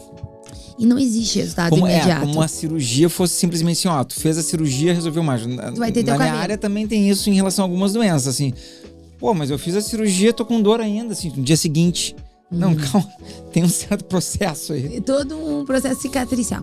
E o cabelo, não é só esse processo de fazer vir aquele cabelo, é de manter o restante, porque tu não vai implantar toda a cabeça da pessoa. E a gente tem que ter alguns conhecimentos. Uma vez morto, o folículo não volta. A gente consegue, em média, no máximo 2 cirurgias ao longo da vida do paciente. Então, aonde eu tiro, em geral, é região occipital. E aonde eu tiro, não volta mais, independente da técnica. Então, eu tô tirando uma área e realocando.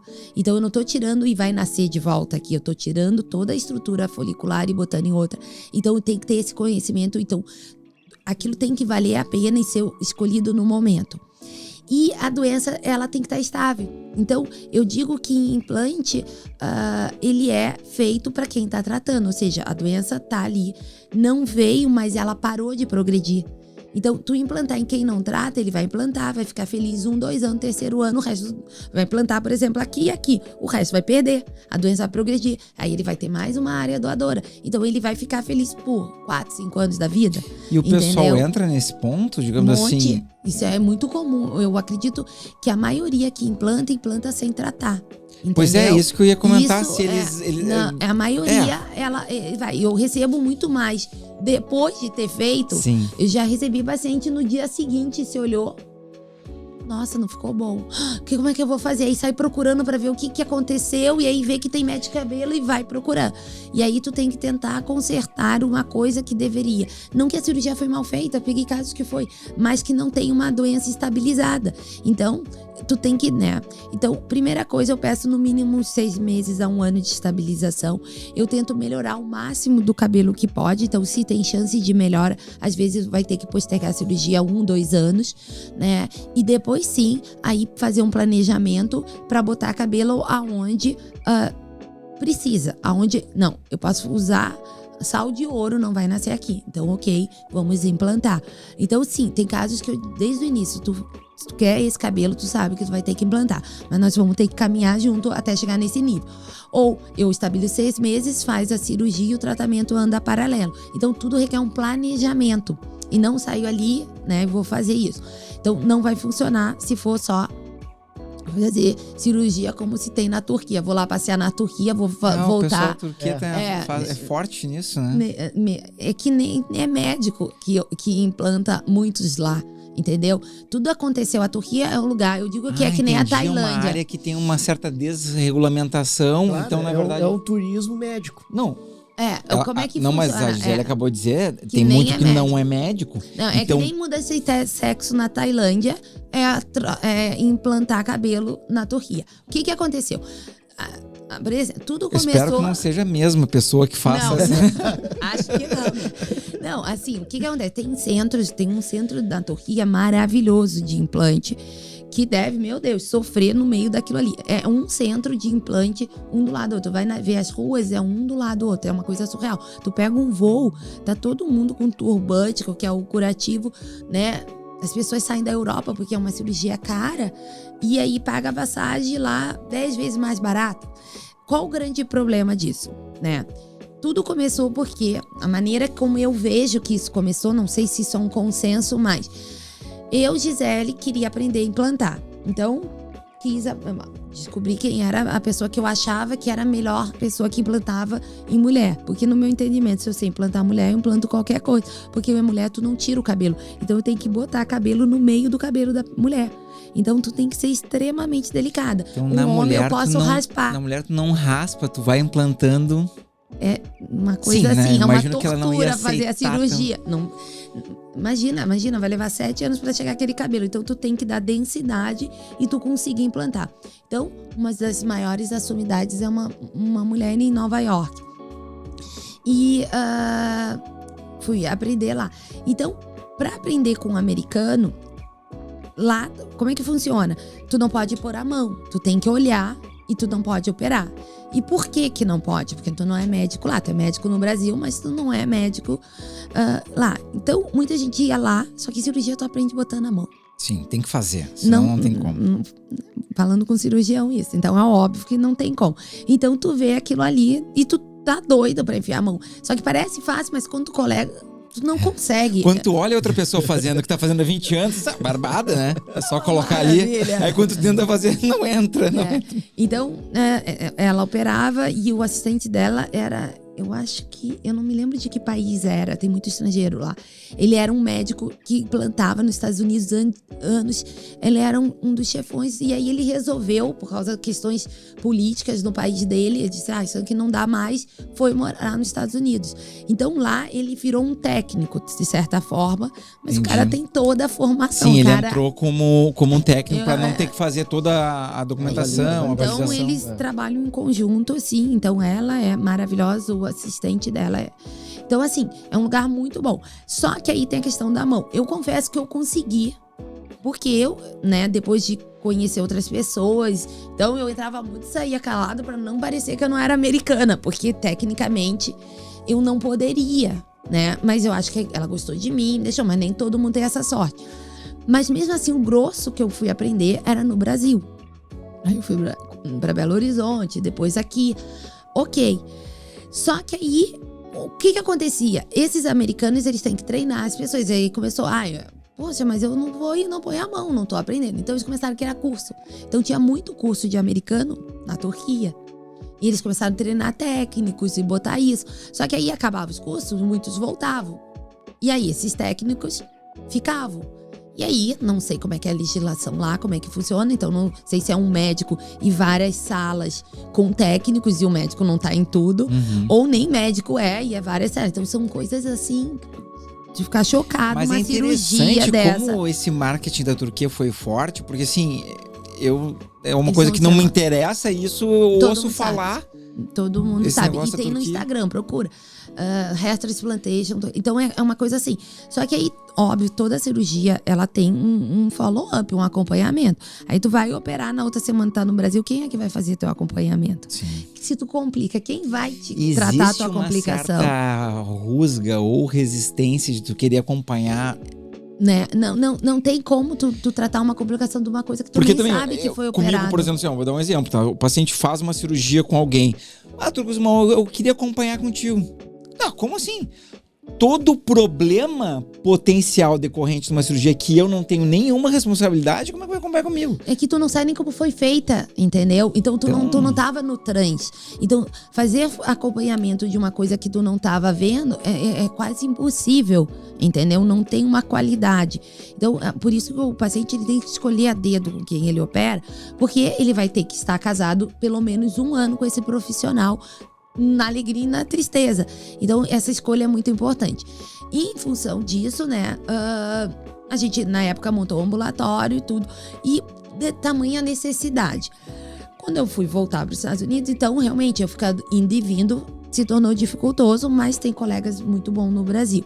Sobre as técnicas basicamente são 2, chama FUT, que é FUT, e FUI, que é um E no final, FUI, né, em português. A técnica mais tradicional, a de faixa, que é a FUT. Então, tu corta uma faixa que nem tipo um durex, um pouco mais largo. Tu corta uma faixa, sutura a área que foi tirado. Então, o paciente fica com uma cicatriz aqui. Aí, aquela banda de cabelo tirado fio por fio no microscópio. Então, tem uma demanda de técnicos do lado do microscópio, tirando fio por fio, não pode perder aquela raiz. Então as pessoas têm que ser boas. E muitas pessoas, então a gente tem 15... Perdeu a raiz, morreu o cabelo. Foi-se pro beijo. Então, 15 pessoas numa cirurgia de transplante, né? Nossa, então, isso 8... Tem que ser cara mesmo, é muita gente envolvida mesmo. Né? O dia inteiro, muita gente. Então, assim, hoje a gente, né, tem microscópios melhores, às vezes com 7, 8 pessoas. Então, assim, otimizou muito. Mas essa é a técnica mais tradicional. A forma de colocar é fio a fio. Antigamente fazia aqueles tufos, que é aquele cabelo em boneca, que há anos não tem mais porquê. Já tinha uma cebolinha também, chamava. Não tem condições. Mas já há muito tempo, tem muito médico que ainda opera, infelizmente, mas não se faz. Então, tu tem que entender da doença para poder saber onde colocar. Então, esse é o primeiro problema que eu vejo. Essa semana eu peguei um caso dificílimo, assim, de tentar resolver, porque ele desenhou uma linha muito frontal, porque o paciente queria, mas é uma linha que não é masculina e não ficou natural. Muito e aí frontal, não deu muito baixa? Muito baixa, porque o homem tem entradas, ele pode estar com ela muito fundo, então tu pode fazer menos, mas tem que desenhar, porque é o desenho da mulher, né? Não posso fazer isso no sexo masculino. Então ficou pouca entrada, não ficou uma coisa. E aí, quando tu mais joga mais pra frente, menos densidade tu tem. Uma coisa é tu ter 1000 fios, botar numa área dessa, 1000 fios numa área dessa. Então, densidade é tudo, né? Então, tu tem que colocar fio por fio, obedecendo o alinhamento, a angulação daquele fio, que não é igual o meu, o teu. Então, é uma coisa artística. Então, a colocação, independente da técnica que é tirada, tem que ser colocado. Se eu tiro por fio, que aí tu raspa máquina zero no paciente e tu vai fio por fio. É aquela que dizem que não deixa cicatriz, mas não é real. Porque a cicatriz não deixa linear. Mas cada lugar que eu tiro, fica uma bolinha pontinhos de... ali. E não cresce mais cabelo. E não cresce mais cabelo. Então, vantagem, não tem a faixa. Muito legal. Com a moda de raspar, curto, imagina uma faixa ali, vai ficar horrível. Então, realmente, a FUI veio com tudo. Mas o segredo é dar a densidade de retirar aquele cabelo que a área doadora permita. Então, quantos fios? Eu quero botar 5.000. Ah, não, mas a tua área doadora não permite isso, entendeu? Por quê? Senão tu vai baixar a densidade. Diferente da faixa que tu diminui a massa de cabelo, mas o que sobra continua mesmo denso, porque eu tirei no meio, mas aqui eu não mexi. Sim, aqui. Suturou e fechou. Eu suturei. Fica só a Então linha. essa tem uma vantagem. E a outra, tu diminui densidade. Então a área doadora tem que ser boa, entendeu? E a colocação? Aí a colocação tem que ser igual pros dois, tem que ser fio a fio, né? Então a gente dá a naturalidade e coloca naquela área que dá pra ser colocada e que deixa uma densidade próximo do teu grau. Então, em geral, aquele intuito de deixar o cara não parecer calvo, não é bem assim, porque se é um grau muito avançado, ele tem que ser menos calvo. Porque eu não consigo transformar no grau 1. Então a gente tem que escolher bem. O que existe? Existe o robô, que isso, né? Tá entrando com forte em todas as áreas, né? Impressionante. O robô foi um cirurgião da Califórnia. Ele é um cirurgião cardíaco, muito interessante. A esposa dele é uma dermatologista que fazia transplante aqui, a doutora Alessandra, que eu conheço bem. E é muito interessante, porque às vezes outra pessoa de outra área pode, né? Eu acho isso evolui fantástico. muito a medicina quando tu começa a pegar opiniões de outras áreas. Não, né? Tu começa a trabalhar, então só ficar no seu mundinho, às vezes isso não é bom. Então, isso eu achei muito legal. O robô, a fase 1, que é a fase que a gente tem no Brasil, que tem Anvisa, ele tira. Então, ele faz o FUI. Ele retira muito bem, né? Mas, né, não é pra qualquer cabelo. Então, cabelo encaracolado, muito grisalho, porque ele trabalha com contraste. Então, cabelo mais escuro, numa pele branca, a densidade de retirada é melhor. Mas, muitas vezes, um bom cirurgião treinado, ou seja, talvez é tão bom até melhor. Porque já faz isso há anos, então é um robô em pessoa, eu digo. Então a pessoa tem essa capacidade. Então nem sempre o robô, a cirurgia vai ser superior, mas a colocação ainda é manual. Existe a fase 2, que é o robô que coloca nos Estados Unidos, mas ainda tem Mas ele algumas... sabe a direção do fio? Assim, já melhorou muito. Eu fiz engenharia mecatrônica antes de ser médica. E eu, como da área técnica, eu acho que sim, é capaz do futuro a gente ter isso. Ele faz, mas não tão bem, né? Mas eu acho que é capaz. Eu sempre acho que a tarefa repetitiva vai conseguir. Eu uma acho questão que, de melhorar a resolução que vai enxergar, a temperatura. Eu acredito que sim, sabe? Eu acredito muito na tecnologia. E eu acho que é o futuro, né? E aí eu acho que vai melhorar muito a qualidade. Talvez no final aí entra o cirurgião para fazer o ajuste fino, aquela coisa mais artística, mas o trabalho basal, que é o grosso de densidade. Depois o ajuste fino fica na mão do cirurgião. Eu acho que vai ser o futuro. Bom, nesse gancho assim, de novas tecnologias, Gisele, o que tem assim de ambulatório, de consultório? Não cirúrgico. Não cirúrgico, não tão pesado, para não ter que chegar nesse nível. Robô aí, nesse nível. Quando chega assim, eu sempre digo, nós vamos tentar tudo para salvar o cabelo que tu tem, porque ele sempre vai ser teu. E a gente deixar o transplante pro final. Então, a gente tem as terapias, que são medicamentos via orais, tópicos, procedimentos com laser. Então, assim, uma das coisas que a gente mais faz a dermatologia é a especialidade do laser, né? E cabelo não seria diferente. Então, sim, basicamente, existe 2 lasers que mais a gente faz para poder explicar, que seria que seria uma luz emissora de diodo e que teria uma ação por fotobioestimulação. Então, como se fosse melhorar uma circulação do local para que mais nutrientes cheguem, mais coisas se consigam se remover. E esse sim, um laser mais feito no mundo em cabelo. Ele é um laser free, então o laser de cabelo em geral não dói, né? Não dói nada.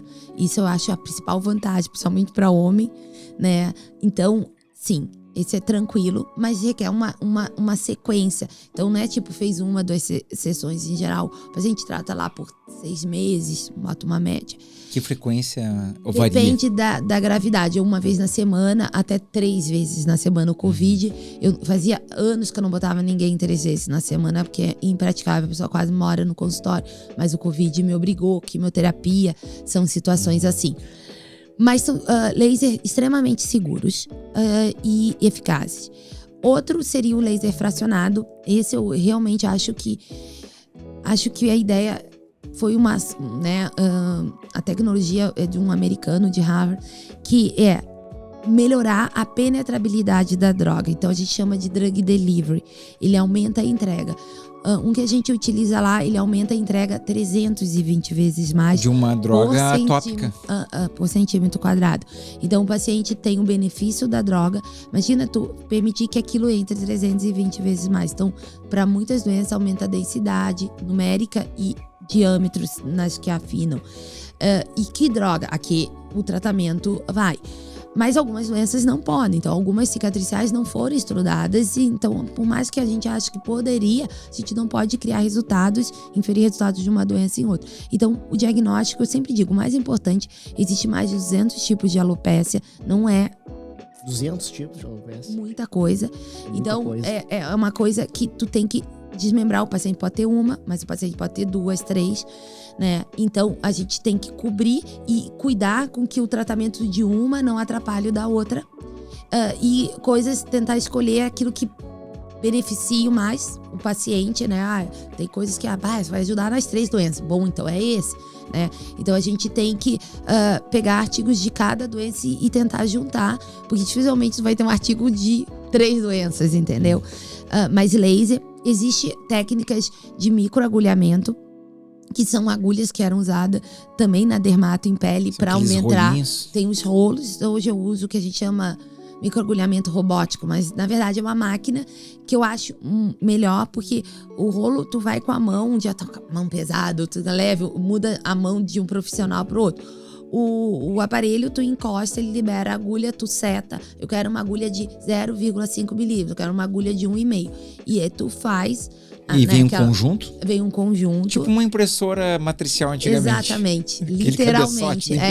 Entra e faz aquilo ali, e é um furo físico, então aquilo dói, né? Então tem que fazer uma analgesia no paciente. E aí também faz o que a gente chama de drug delivery. Mas se estimula os fatores que estimulam por microagulhamento, não é o mesmo do laser, então a gente poderia às vezes somar efeitos.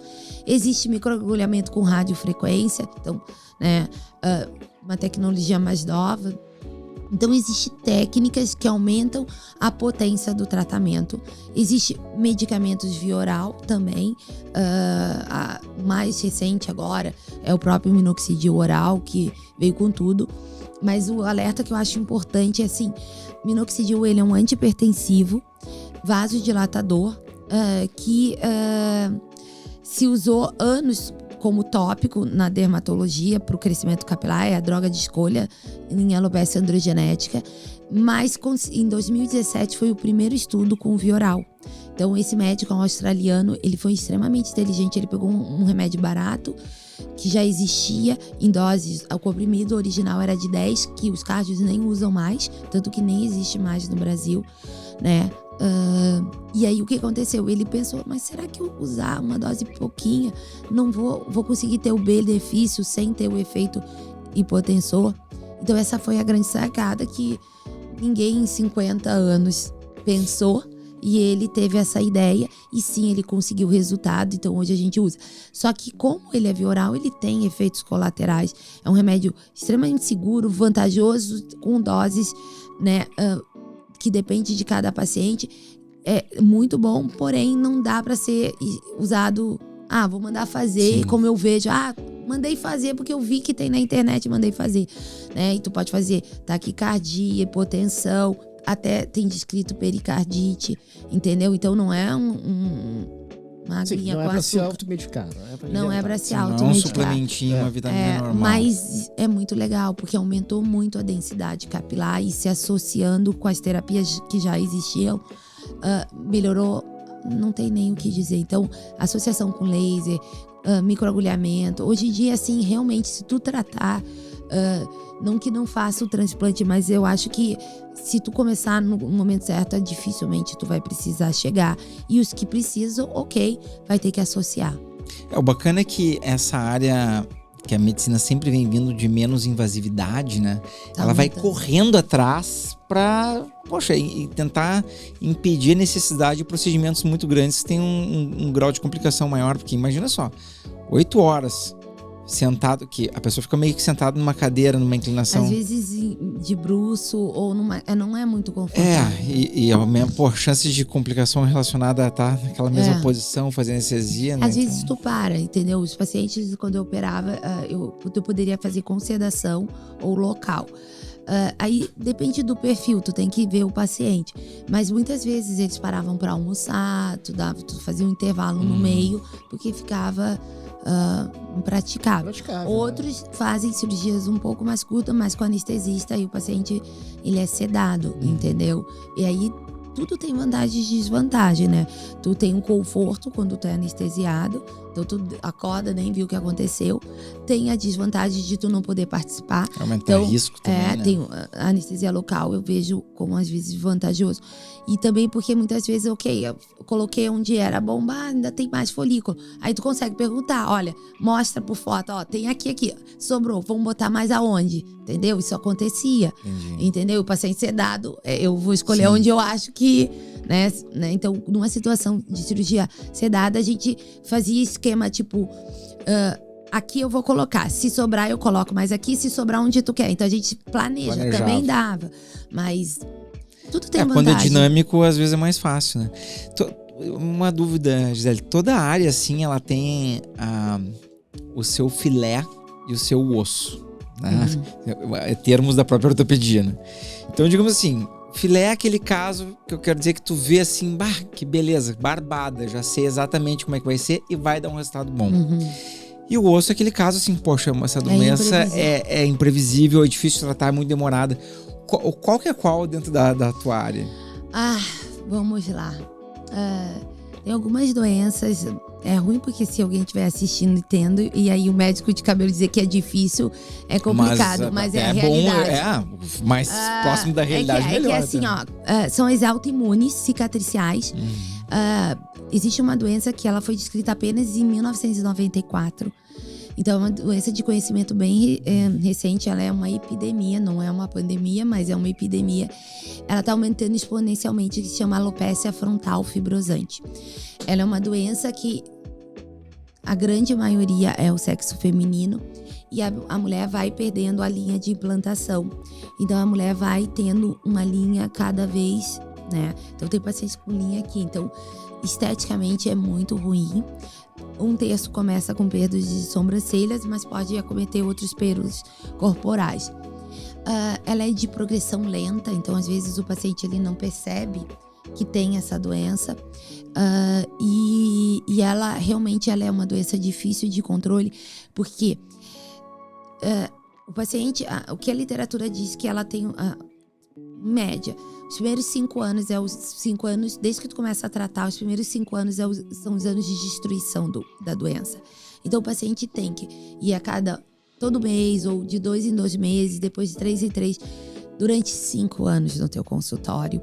É um relacionamento de longo prazo, assim. Longo prazo, e que tu tem que ter uma dedicação e não é tomar um comprimido. Então tem paciente que tem que passar remédio todo dia, de manhã e à noite, às vezes 3 vezes ao dia. Isso suja o cabelo. Tem que tomar, às vezes os remédios, por exemplo, a própria hidroxicloroquina, tem que fazer avaliação oftalmológica de 6 em 6 meses. Então, é um tratamento que tem sucesso, a gente sabe que funciona, mas é cansativo. Então, tu tem que sempre dar aquele preparar a pessoa também para enfrentar isso aí, né, professor? E o tratamento, ele é um tratamento para frear. Então, o que acontece?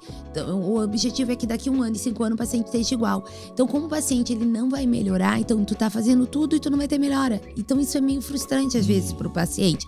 Mas tu tem que dizer que se tu não fizer, como é que ele pode ficar? Então, tu tem que mostrar o lado ruim da doença, isso também é ruim como médico. Então, eu confesso que isso é uma doença que eu me sinto...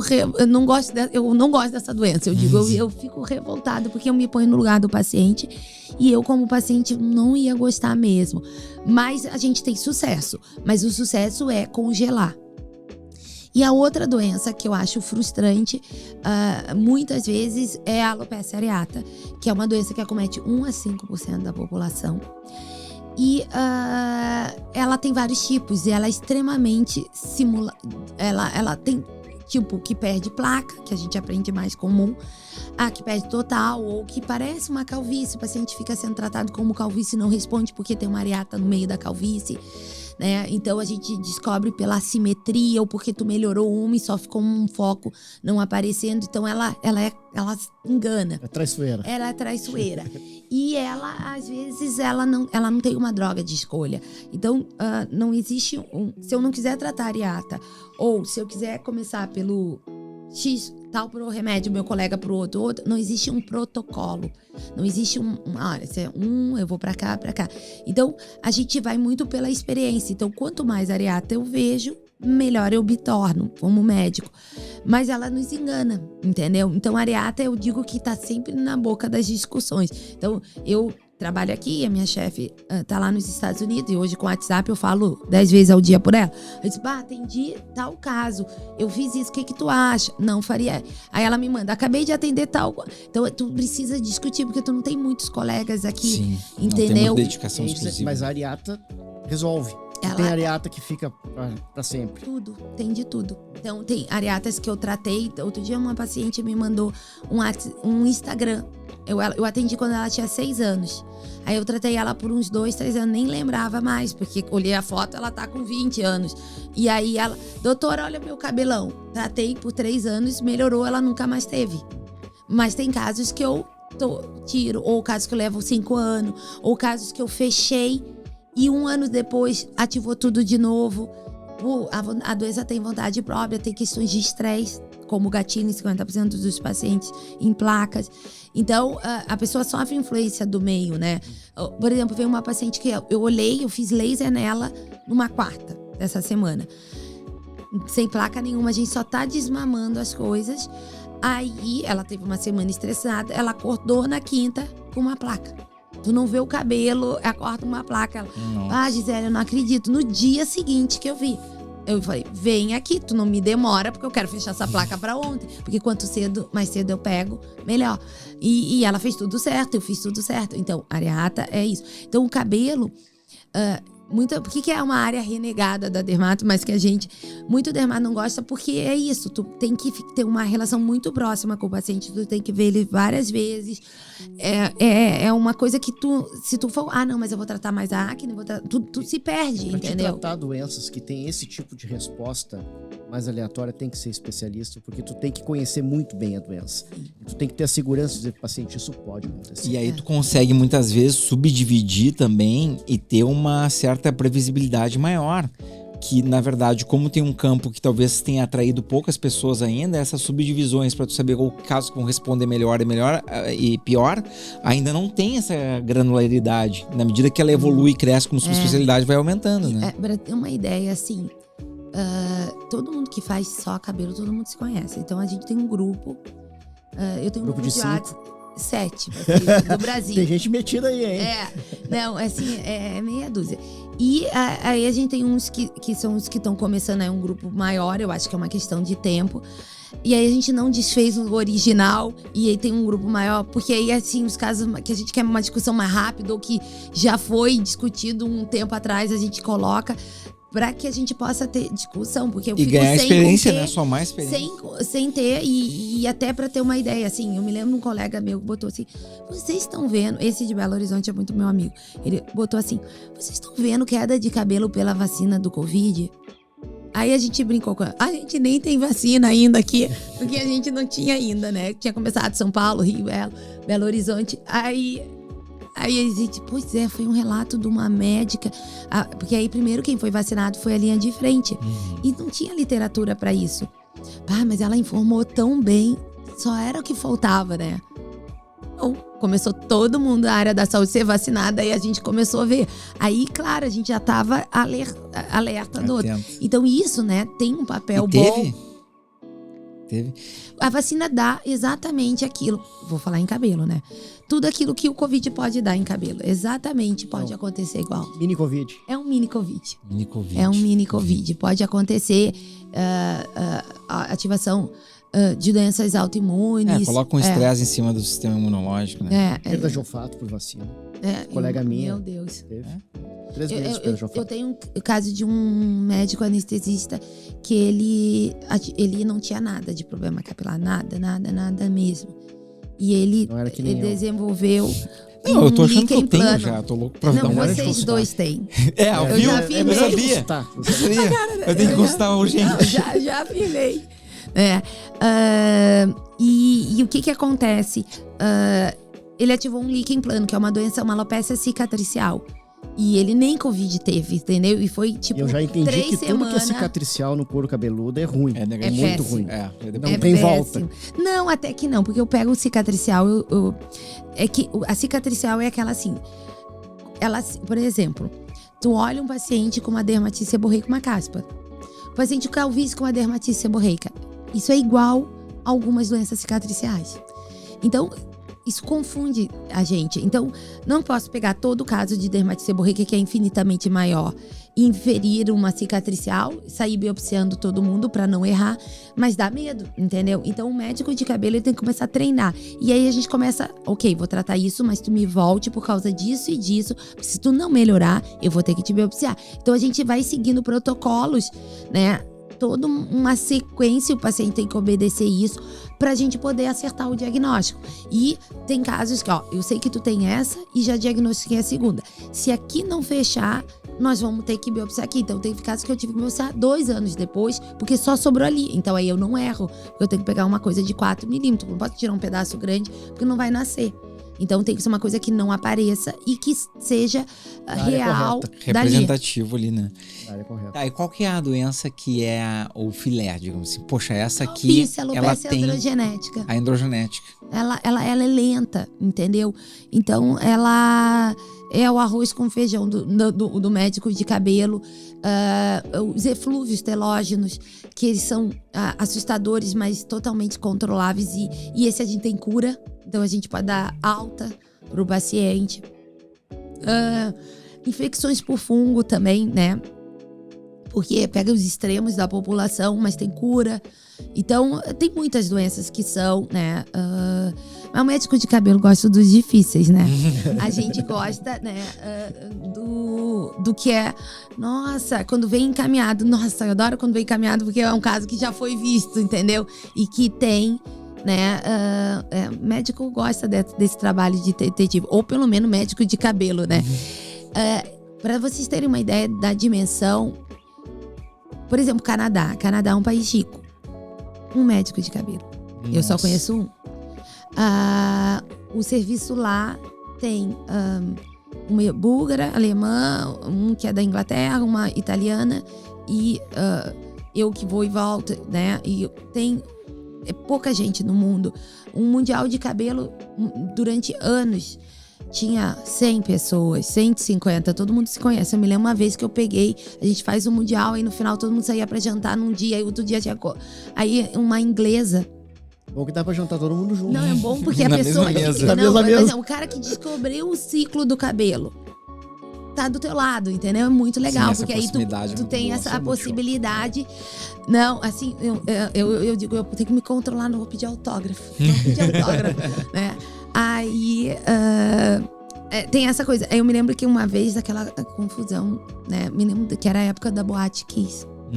Do incêndio. E aí a gente ficou mal, porque aqui no sul. E aí eu fui viajar para os Estados Unidos, depois teve o congresso na Espanha, assim, e aí encontrei ela aqui no interior do Rio Grande do Sul. Ela olhou, a gente ficou muito triste com o que aconteceu em Santa Maria. Eu olhei, como é que ela sabe o que aconteceu em Santa Maria? Então, hoje o mundo está tão globalizado que eu acho que a gente tem acesso, eles têm acesso a informações assim, né? Eu pensei, como é que ela sabe que eu sou de Porto Alegre? Entendeu? Aí eu olhei assim, a senhora me conhece? Aí ela, claro, a senhora não é de Porto Alegre, eu sou, não é amiga da Mite. Então, tu vê que tu vai conhecendo as pessoas, porque essa é a vantagem do cabelo. Todo mundo acaba conhecendo um ou outro. Depois de alguns anos, tipo em 2019, o último congresso presencial que teve de mundial, aí 600 pessoas. Eu digo, meu Deus, quantos médicos de cabelo agora tem? Aconteceu? Mas estava cheio de dermato geral. Porque eles estão querendo aprender. Sim, também aprender. É legal, entendeu? Porque pelo menos ajuda a triar, né? Então, realmente, é uma área... Eu acho que é uma questão... Eu acho que a área do cabelo é a área da dermato que mais estaria crescendo. É que a dermato, muita gente também que se direciona a dermato inicialmente vai já pensando muito na área estética, né? Então, já tem esse viés... O residente, área, ele né? entra querendo estética, porque ele sabe, ou um entra querendo tratar doença de unha, né? Mas a estética é uma área que puxa muito, entendeu?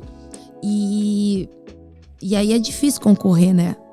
Um monte de mulher na residente dermato querendo estética. É difícil convencer um pro lado do cabelo, né? Sobra poucos. Em geral, quem não vai muito da estética. Não, maravilha. Bom, muito bom o bate-papo, Gisele. E eu gostaria de acrescentar alguma coisa que tu gostaria de falar? Não, basicamente é esse alerta, não. As pessoas, assim, procurar um médico, dermatologista, né? Quando a queda se perpetua ou se tem alguma área de rarefação, não deixar. Ai, será que eu vim cedo demais? Às vezes a pessoa tá com aquele sexto sentido. Nunca vai ser cedo demais em cabelo, porque realmente quanto mais cedo, melhor. Eu acho que isso é importante. Não... acreditar que o transplante é bom, mas procurar o diagnóstico do que preparar, tem, né? E preparar. Procurar profissionais com currículo, com treinamento, porque é pouco, mas tem, né? A rede social, a mídia, ela veio para ajudar, então a gente tem que pesquisar e conseguir, né?